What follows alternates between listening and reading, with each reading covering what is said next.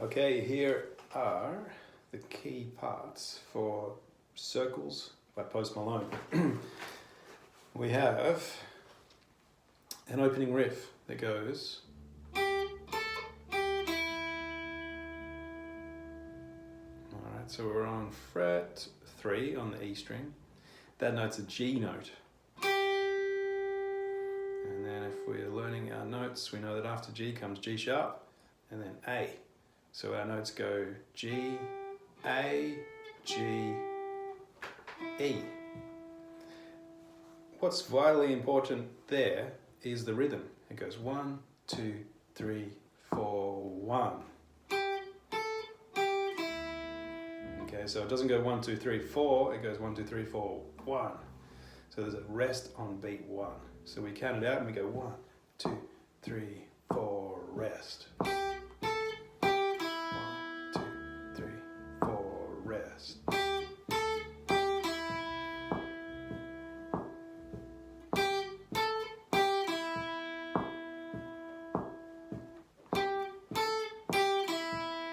Okay, I want you to do that 4 times like we did then. And then come back and watch the rest of this.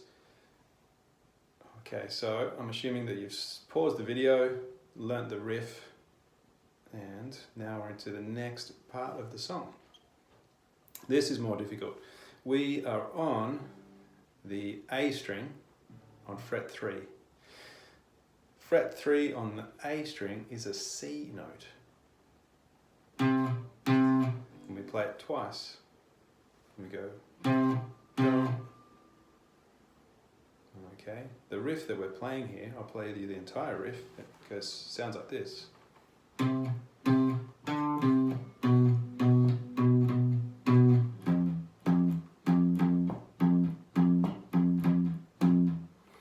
Okay, so we are going either with your index finger or preferably with your third finger.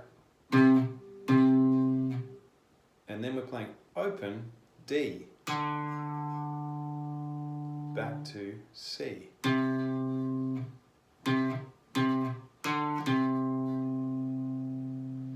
Okay. C, C, D, C. Okay, our next position is fret 2 on the A string. That's a B note.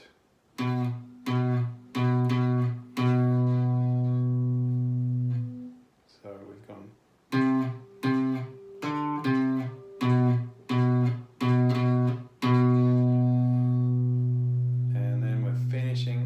On the low E string, fret 1, which is an F note.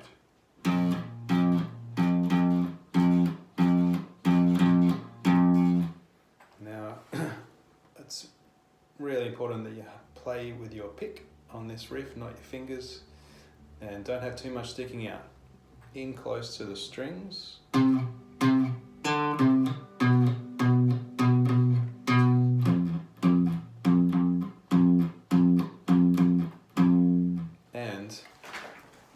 An advanced technique is to mute the strings by laying the edge of your hand, karate chop style, across the bridge. Okay, we've got the bridge here, we've got the saddles, and so we're laying it behind the saddles, and we mute the strings to give it a nice thuddy sound. If we don't mute the strings, it sounds like this. It's not as good. So we've muted the strings, got our correct finger position, thumb on the back of the neck, not up there doing something weird.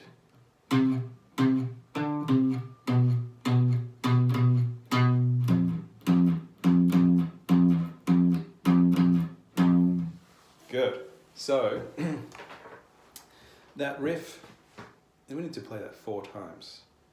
As you're playing it, start tapping your foot. Feeling the beat.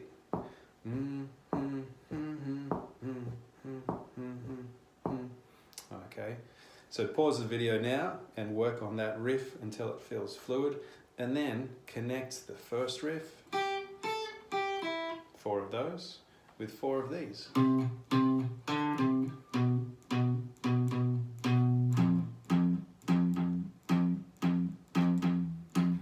Okay. All right, so we're back. I'm hoping that you paused the video, play the first riff and the second riff. Now it's time to do some chords. I've simplified these chords a little bit to make them easier to play. Some of them are still a bit tricky. Our first chord is C. In the actual song, Post Malone plays a C major 7th, which is if you take that finger off. So you're welcome to do that, but if you're new to the guitar, I think it's important to get used to a C chord to start with. All right. When we're playing a C chord, we're using these fingers. Arching our fingers, thumb on the back of the neck. Our right hand is playing 1, 2, 3, 4, 5 strings. So we don't play this one. Otherwise it sounds horrible. We want to be playing from here. For now, we're using all down strums. Down, down, down, down. Later on, we will use up strums. So we want to practice that C chord going.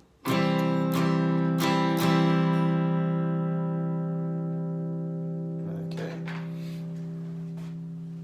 Now, we're going to do this for our next chord.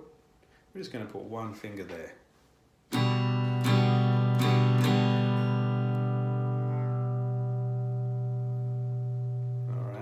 Later on we'll learn a bit more about that one. And then our third chord is an F. F goes here, here, and here. For F, we are strumming the D string, the G, and the B. And in this song, we can also strum the E. But that becomes a new chord.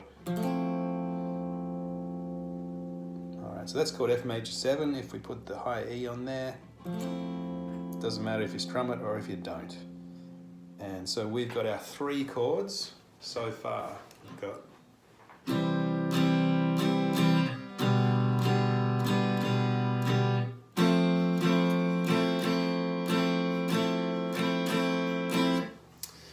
okay, there is a 4th chord in there, and it's a finger twister, so we're not going to do it just yet. Okay, we just want to work on those first 3, which is the C, this descending one, which we'll talk about a bit more in depth later, and then the F.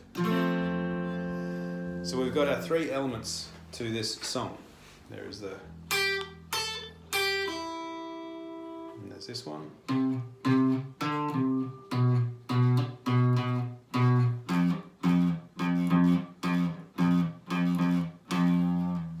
Chords.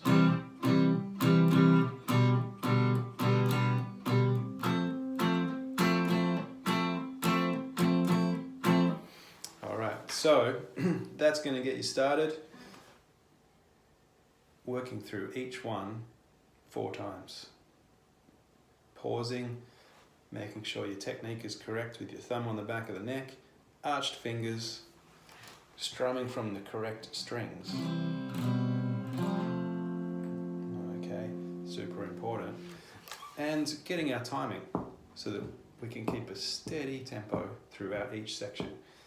You should only be playing as fast as your slowest section.